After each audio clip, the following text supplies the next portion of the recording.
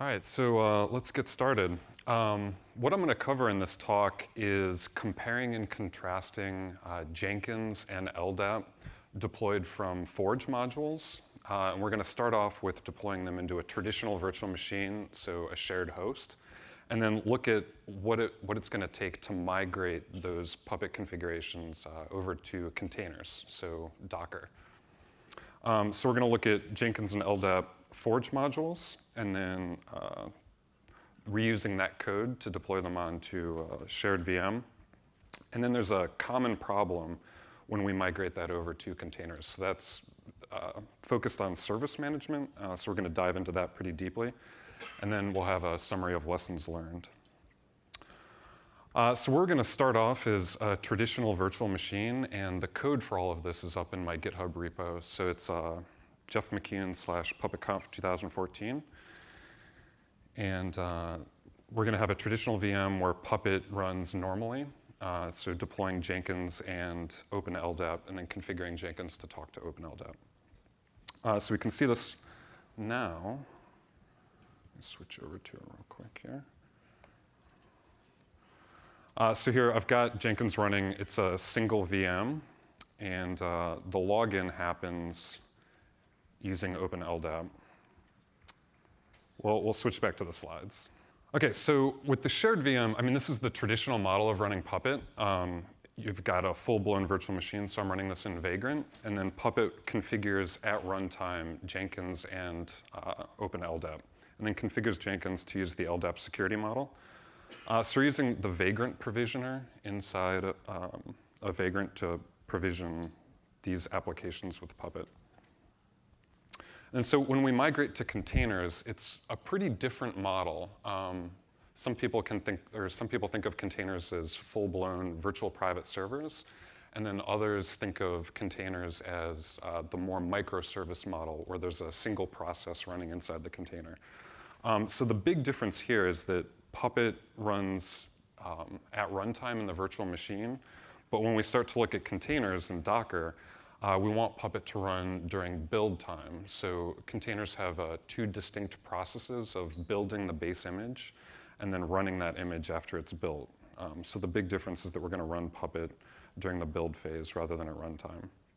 And then we're going to end up with two isolated containers. So the LDAP container is going to be distinct from the Jenkins container, and then configure those two to talk to each other.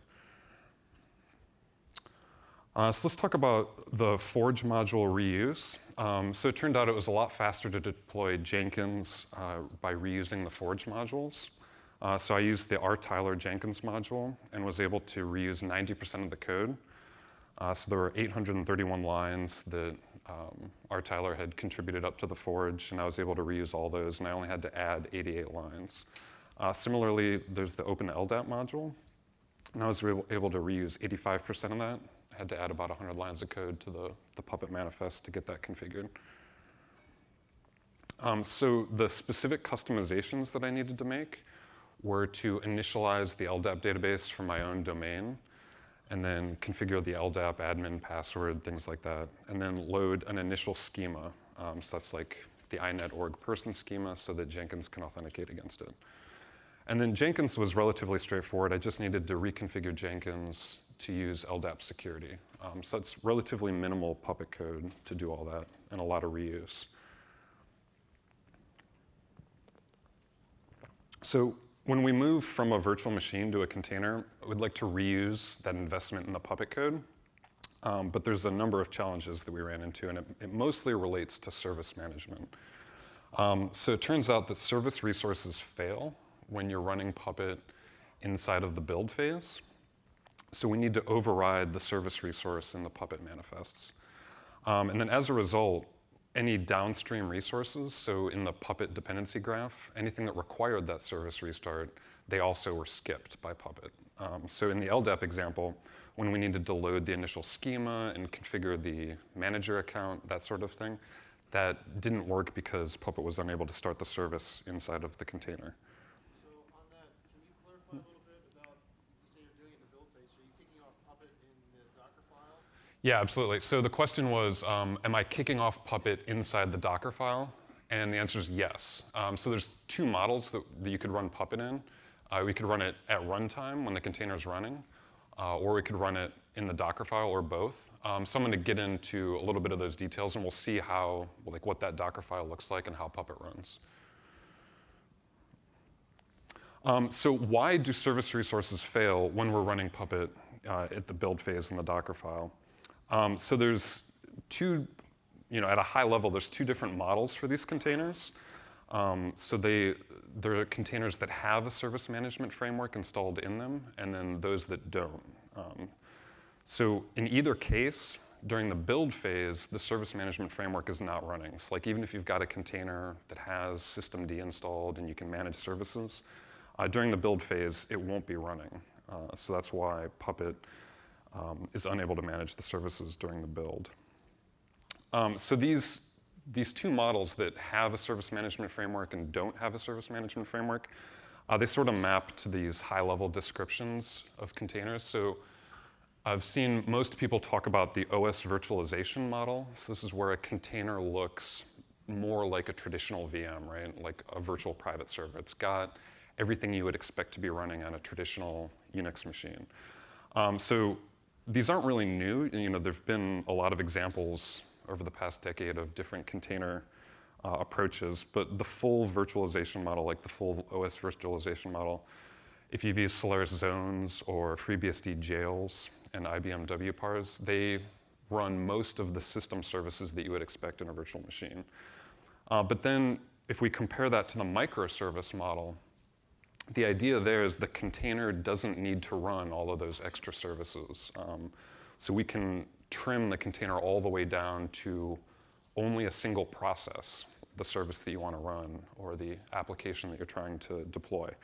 So this is the model that Docker and CoreOS and Kubernetes are taking. So if you're working with containers and people say, well, you're thinking about it like a virtual machine and you should be thinking about it like a microservice, this is sort of what they mean. They're talking about getting it all the way down to a single process that's running inside the container. But that poses a number of challenges, like the service management that we're seeing in Puppet. So I personally think that this is a bit of a false dichotomy over light and heavy. Containers are a little bit more general purpose than that. So weight is a range, it's not a boolean. So we can have a single process image for a microservice. That container can only run LDAP or only run Jenkins, and that you're not going to get much later than that. It's a single process running in that container. But we can have multi-process containers, and so once we have multiple processes, it's varying degrees of how heavy we want to make it. We can go all the way up to a full-blown virtual machine with dozens of processes, or we can run just systemd and only have 3 or 4 processes running, including our application. So as we're going to see with the issues that we ran into with service management, manageability of the container at runtime decreases as the number of processes decrease. And I think this sort of intuitively makes sense to me, at least. If the less that's running in the container and the more immutable it is, the harder it is to configure and change. So it sort of is a different model as soon as we go to the true microservice model where there's only a single process running. So when we talk about single process microservices, in general, they execute the application directly. So there is no init system running inside the container. There's no upstart, no systemd, nothing like that. The startup time is really fast. So it's comparable to a normal process starting up. Puppet does not operate in this model at runtime. Because the container is only a single process, there's no other processes running, so Puppet's not available inside the container to reconfigure things. So when you're running a single process container, the way that you would typically reconfigure things is by adding volumes to that container and then using a second container people usually refer to as a sidekick process to reconfigure your first container. So this is a little bit awkward, a little bit more difficult to manage, but it is possible. So when we move up to multi-process containers, they do start an init system. So when the container boots, it'll usually start systemd or upstart, or your init, your standard init process. Instead of the container solution managing your process, the service management framework manages it. So instead of Docker launching your service directly, Docker would launch systemd, and then systemd would be responsible for managing your container. So you can trim this down pretty light. You can get this down to about 5 processes. So it's just systemd, syslog, dbus, and then your service. So usually about 4 or 5 processes. But that's still heavier than a single process, and it takes roughly 5 seconds to boot the container versus a single process that would be running. So then we've got the third model, or the third type, where once you've got multiple processes running in a container, you can go all the way up to make it look like a normal virtual machine. But it's still not a virtual machine, it's still a container. And you're just running everything that you'd normally expect in a virtual machine. So here, again, it's more trade-offs. You've got dozens of processes running instead of 1 or 4. It does take a decently long time to start, 30 seconds. I mean, that's not slow, but it's still a lot slower than 1 second to start your service. It is a lot easier to manage at runtime because it looks more like a virtual private server or a full-blown virtual machine. Puppet can run just like it normally does using your service manager. So this is good for some situations. Like if you need to mimic a full OS, like maybe you're doing integration testing or you're building a system tool, that's where the full virtualization model can work well.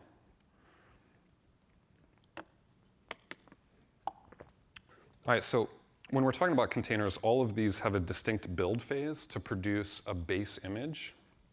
And then in Docker, that image is published and then available to all of your Docker hosts. So the result of the build phase is an image that's ideally immutable. So this is part of the whole microservice idea, right? So the idea is that the image that you get doesn't change at runtime, so you can easily redeploy it. You get repeatable deployments. You have a known good state that you can quickly revert back to, and that boots really quickly, on the order of a single second. So the Dockerfile is an example of what the build script looks like. So here's what the Dockerfile looks like for our LDAP service that we're migrating. So this one's really simple. It's only five lines. So we're saying from CentOS. So we're going to start with a CentOS base image. And then we're going to add a Puppet archive. So this has got our Puppet modules that we downloaded from the Forge for LDAP. And then it's going to run Puppet apply during the build phase to configure that base image. And then expose, I actually stepped through these. So here's where Puppet apply runs. And then we're going to expose port 389 for the LDAP server. And this makes it available to other containers that we can link against. And then here's where there's the nuance and the difference between the varying degrees of the microservice model. So we're going to start the full-blown init system rather than start LDAP directly. So this will be a multi-process image. So then we run docker build to produce the base image. This is what it looks like here. So each step in the Dockerfile is cached. And then that allows future builds to be quickly repeated. So here we start with the base image. So the Docker host will fetch that from the published repository. Then it adds the Puppet tarball to the root of the file system of the container, and then runs Puppet apply inside the container. So the key thing to remember here is during this build phase, even though we've got systemd in the CentOS 7 image, it's not running. So that's sort of a problem. So here's the first issue we ran into running Puppet from the Dockerfile. So Puppet's complaining that it couldn't even find an init script for the LDAP service. And then as a result, all of the resources in Puppet that require that service to be running are skipped. So we didn't get any of the data loaded into the into the LDAP service. All right, so it turns out could not find the init script is because systemd isn't installed in the published CentOS 7 base image. In fact, there's a package in the root of the image called fakesystemd. So not only is systemd not running, but it's not even present on the system. So the first attempt to work around this is to replace that fake systemd package with the real systemd. So this moves a little bit more toward the virtualized OS model. Oops, sorry, from the microservice model. So we're going to try and pare down the number of services that systemd starts as well. So we want to get it to the minimum number of services possible. So we produce a new base image. We're going to call it CentOS 7 VPS that does have systemd installed. So this is a slightly different Dockerfile. So again, we're starting from the CentOS 7 base image that doesn't have systemd installed, and then we're just going to run yum swap to remove fake systemd and replace it with the real systemd. And then it was probably 12 lines that didn't fit on the slide, but then remove all the systemd unit files, so systemd starts only the minimum number of services. All right, so then again we run docker build, and then -t tags a new base image named CentOS 7 VPS, and then this one does have the real systemd installed.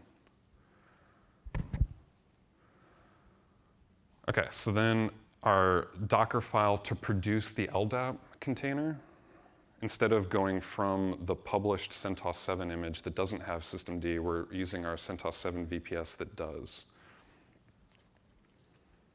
And then the same Puppet apply. Okay, so this time it works, but only during a running container. It doesn't work yet at build time. So we have to take the CentOS 7 VPS base image and start one up so that systemd starts and is running, and then enter the container to run Puppet. So here, Puppet does run when the container is fully running.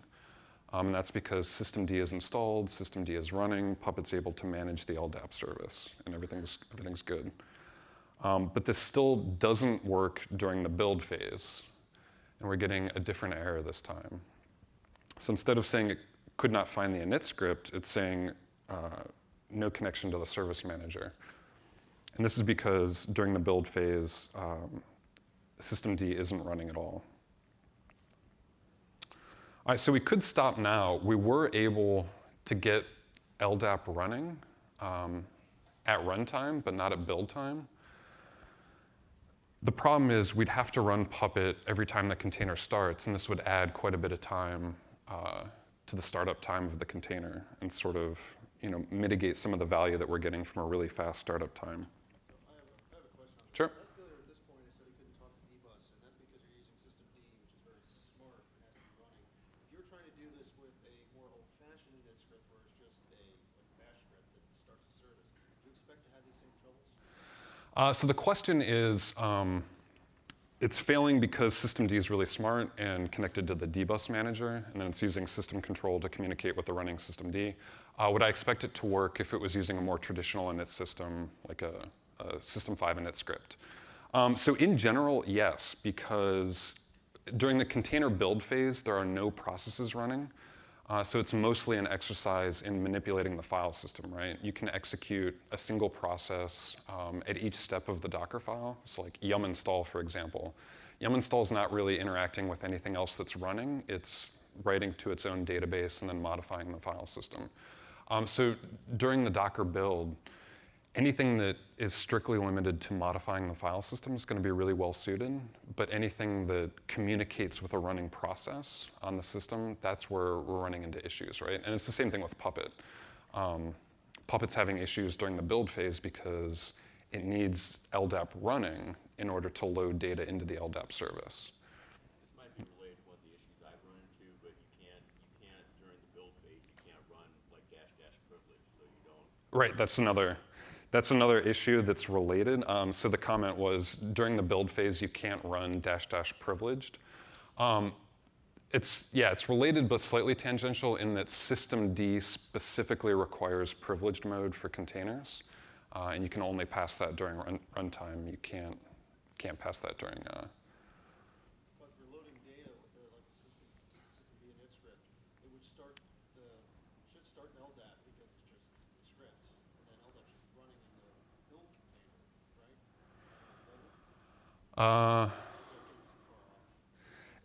It's weird. I think the comment was if the init script started LDAP and then loaded data into it, we'd be okay. It's similar though to like where we could stop right here, right? So we could stop at this point because we've got Puppet running at runtime, and so Puppet has the service manager running. It can load data into LDAP. Similarly with an init script, it could start the service and then load data into it. But that has to happen when the container boots, right? The init script wouldn't get executed during the build phase. Like we can lay down the init script, and the init script can load data when it's executed, but it won't get executed till runtime. Not during the build phase. Oh, I see what you're saying. Yes, but you'd have a completely different init system at that point. Like that's not systemd, and that's actually effectively what we do. Let me charge ahead here. So yeah, we could stop, like we just talked about, and Puppet can run when the container's booted. But we still have this problem of Puppet's not able to configure an immutable image that we really want because we get really fast startup time with that immutable image. And it just doesn't really fit the microservice model very well. So what we do want is Puppet configuring the image at build time, not at runtime. And then the idea is that once Puppet has done all of its configurations successfully, we know that that image is good. It's already fully configured, and then we can deploy it really fast over and over and over again. And this is a lot closer to the microservice model, but it's also compatible with the OS virtualization model, so we can reuse our Puppet code, which is sort of the whole goal. So similar to what the comment, the earlier comment was, to get around the issue with systemd at build time, we can just override the Puppet resource. So we don't need to go in and rewrite the Puppet module from the forge. We can just add a little bit of code on top and override the LDAP service resource. So instead of using systemd to try and start the service, we're just going to manually start it, or directly start it rather. Puppet will still automatically do it. So we're overriding how LDAP is started. So does that sort of make sense with what you were saying with the init script? Yep. All right, so just to reiterate on this, there's only 3 things that we needed to override. So we do still want the LDAP service running at build time so that we can load data into it. We need to override the enable parameter because Puppet shouldn't try to enable this to start a boot because we're not using systemd anymore during the build phase. And then we just want to specify the start command explicitly so that we're not going through the systemd service manager that's not running during build. All right, so this finally gets us where we want to be. So we've got LDAP running inside of systemd. And this is a pre-built image. So this is just a PS with -- forest. So we've got a minimal number of processes, but it's still not one process. Because again, the container image that we built starts systemd, and then systemd starts journald for syslogging, the dbus daemon for communication, and then LDAP. So it's still pretty small, it's pretty light, but it's not all the way to a single process. This has been fully configured at build time, so we can deploy this over and over and over again. We don't need to run Puppet at runtime. So we can go one step further and eliminate the other processes that are running. So with systemd inside the container, we're looking at about a 5-second startup time. This is definitely faster than a virtual machine, which will be upwards of 30 seconds to a minute. But there's a number of disadvantages with running systemd inside the container. We do have to run the container in privilege mode. like we were talking about earlier. And then again, it is slower and more processes to worry about. So all we have to do, though, once we've got Puppet fully configuring the container at build time, is modify the command that Docker starts when it executes the container. So instead of executing systemd, we can just start LDAP directly, just like we modified the service resource in Puppet to start LDAP directly.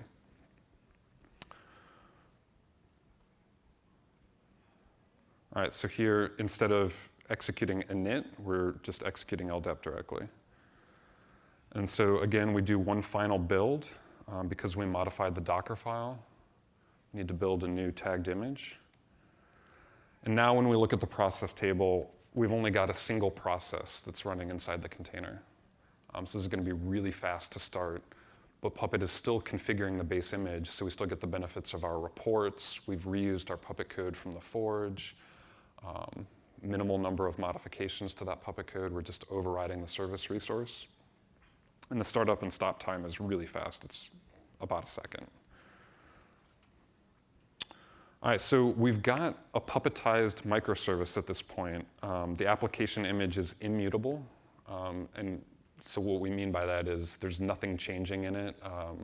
The data doesn't need to be loaded at start time when the image is booted. Everything is already pre-configured. If we want to make configuration changes, we do need to build a new base image. So this has some pros and cons. We do have centralized reporting via Puppet, which is really nice. We've got version control through our Puppet code. And then we've reused the modules from the Puppet Forge. So that was for the LDAP service. It was largely the exact same issue with the Jenkins service. We had to override the service resource to get Puppet to be able to start Jenkins. There wasn't as much of an issue after the service was started during build because Jenkins doesn't really need to have data loaded into it once it's running. But we still needed to override the LDAP service. And then so once we have the Jenkins image and the LDAP image, to get them connected to each other, we need to pass the -- link flag to Jenkins. So first we start the LDAP service and give it the name LDAP. And then that comes from the base image LDAP microservice. And then we start Jenkins and then link that to LDAP. And so what Docker does there is creates a DNS alias inside of Jenkins to be able to resolve LDAP. And then Jenkins has its TCP port published on 18080, and then that just makes it available to the outside world. So there's a number of trade-offs here. We have isolated the Jenkins application, and we have isolated the LDAP service that Jenkins depends upon for authentication. Both of them are immutable now, so we've got a known good state to go back to.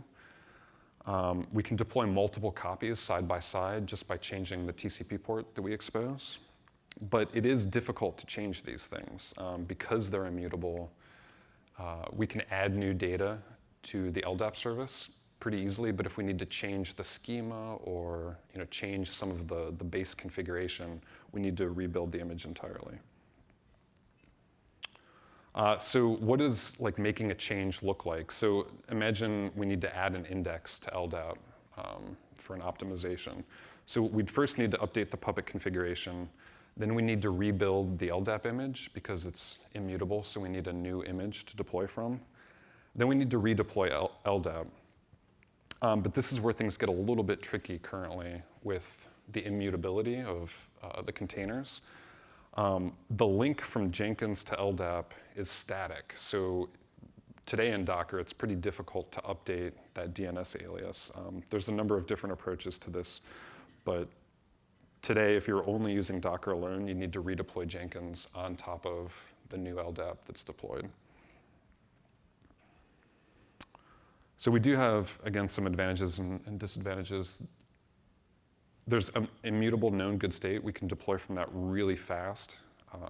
Repeatably, we get the same thing over and over again. The app and the dependencies for that application, they're tightly coupled, though. So we saw that with the link flag. There's a number of approaches to address that issue of the link being really tightly coupled. So we can see like an ambassador pattern where you'd introduce a third container that you can update the link to the dependency. So if you imagine Jenkins depending on LDAP for authentication, you would introduce an ambassador in between Jenkins and LDAP so that you can just reconfigure the ambassador without having to redeploy Jenkins when you make a change to LDAP. But that's pretty tedious, right? Like we've just added a whole nother container. We still need to deploy 2 images just to make a change to LDAP. It could be a little bit difficult to do. So in summary, the Forge modules, they can definitely be reused in Docker containers, and you can even reuse the modifications you've made to the modules that you're using for your traditional virtual machines. The main issue you're going to run into is with the service resource. So because Docker's build phase doesn't have anything running in it, any Puppet resources that require a service to be running to load data into it are going to pose a challenge when migrating to Docker. But we do have a workaround. So because Puppet allows resources to be overridden, we can just override the service resource and still build that immutable image. And then finally, multi-process images are still an option. So if we need runtime configuration, we can still build images that have systemd. They can still be fairly lightweight, like not as light as a single process, but still pretty light.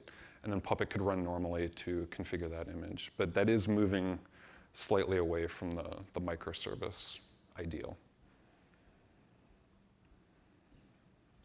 All right, so again, the code for all of this is up at jeffmccune/PuppetConf 2014 on GitHub. So there's a Vagrant file and all the Docker files that build these things. And then if you'd like a little bit more of a high-level introduction to Puppet and Docker, David Lettercourt gave a great talk earlier this year where he goes a little bit more in depth into Puppet itself as it relates to Docker. So thanks. Any questions? Have you tried to use Gareth Rushgrove's Puppet module to manage what the Docker runs? I've looked at it briefly. Yeah, I mean, for this talk in particular, I was focusing more on the build phase. So it didn't really come into it a whole lot. And especially, I think Gareth, I don't know if he's here. I think with CentOS 7 coming out, Docker's built right into it. So if you get a base CentOS 7 virtual machine, you've sort of got everything you need with Docker. So there wasn't a huge need for me to, manage Docker, quote unquote. But yes, have looked at it. It's definitely great work.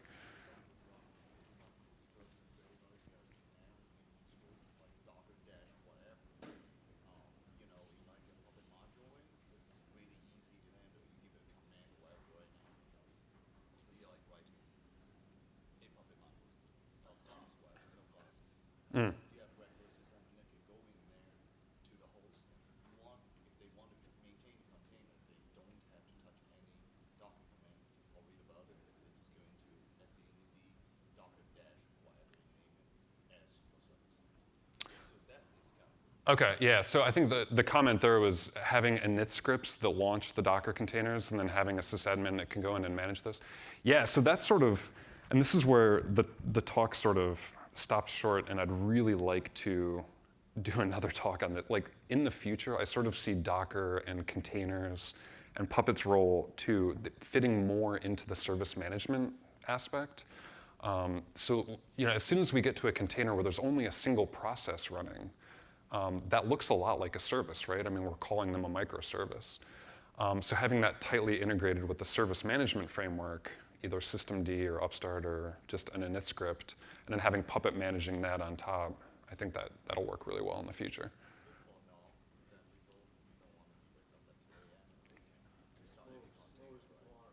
Yeah. But the way I use it is I throw I use Jenkins to create EOF create dynamically with like the runtime whatever they want. I want this to use how much RAM and blah blah blah. And then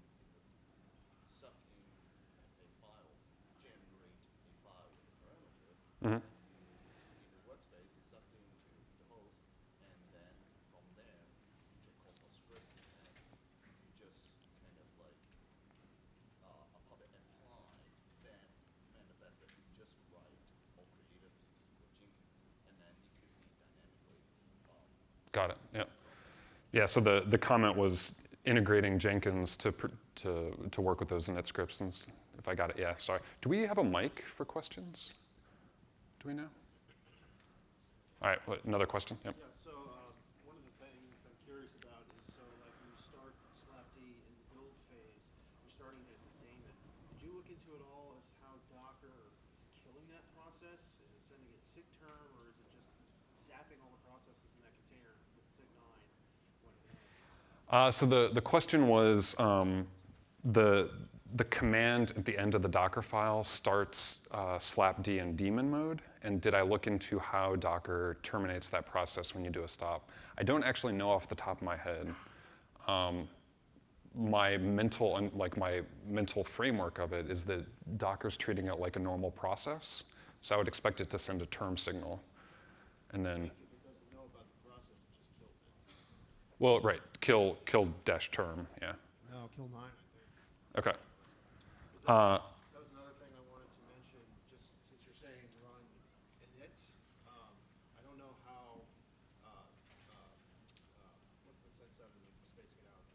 Systemd? Systemd handles it, but I know more traditional systemd, if you send a sig term, it doesn't do anything, because it's designed to be started by the kernel. Right. Be cautious with that. Your processes may be getting kill 9. Okay. Yeah, so the comment is be careful with the command that Docker executes. It might be sent kill 9. And that sort of is in line, right, with the microservice model of immutable containers, because the idea is it shouldn't need to clean up anything. But if we're going to reuse them for something like LDAP, we do want it to clean up. Your volumes data. Yep. All right. I've got kind of a, sorry. It's all right. There you go. Yep. Kind of maybe a Docker movie question, but in this like LDAP container, where is that data residing? And you may have already answered this. No, I didn't actually. The data is residing inside the container's file system. So that will be discarded when the container is destroyed. And so traditionally, like with the microservice model, what the recommended approach there is to configure LDAP to store its data on a volume that's exported from the container. And then, so you can start a second container, hand the volume off to the second container, and that's sort of how you keep charging forward, right? Like, I would create a new base image that has the new configuration, and then hand that volume off to the new container that's running from it. Thank you. Yep. The dance you do is systemd, that's just simply because the module, the LDAP module required it? So the question was like the dance I had to do with systemd is because the LDAP module required it. I think it's a little bit higher level than that. Like pretty much every module that's like any Puppet code that is divided into multiple phases. So you've got like package installation, then you start a service, or you start some process, and then you need to load data into that process, or you somehow need to communicate with that running process to make configuration changes. So I think another example might be modifying database schemas. Like I need to actually communicate with the running database to do that. I'm trying to think of other examples. Like, I mean, LDAP is very similar to that, because instead of writing just straight files to the file system, we're using LDAP add to load data into the service.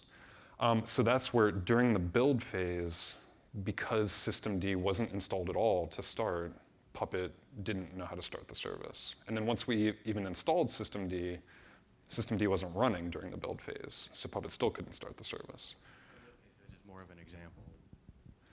Yeah, I think, yeah, Sort of. more of an example, yeah. There's a high-level pattern there, though. Like whenever you're using Puppet at build time with containers, there's nothing going to be running. So we need to override the service resource or override those things that are starting those processes. OK, I think that's it. Last question. Thank you.